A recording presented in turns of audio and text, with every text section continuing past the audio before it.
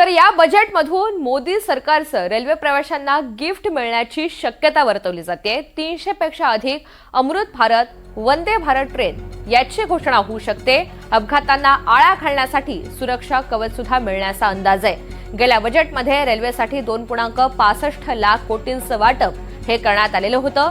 यंदाचा अर्थसंकल्प हा रेल्वे प्रवाशांसाठी आनंदाची बातमी देऊ शकतो।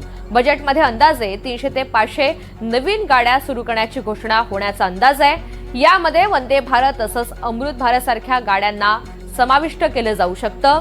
रेल्वे अपघातांना आळा घालण्यासाठी कवच प्रणालीसाठी विक्रमी निधी अपेक्षित आहे। सरकारला नवीन गाड्या सुरू करून 2030 पर्यंत वेटिंग लिस्ट ही संपवायची आहे आणि त्यासाठी रेल्वे गाड्या वाढवण्यासोबतच ट्रॅकचा देखील विस्तार करावा लागणार आहे। दररोज रेल्वेने प्रवास करणाऱ्या सुमारे 2 कोटी लोकांना त्याचा फायदा होईल।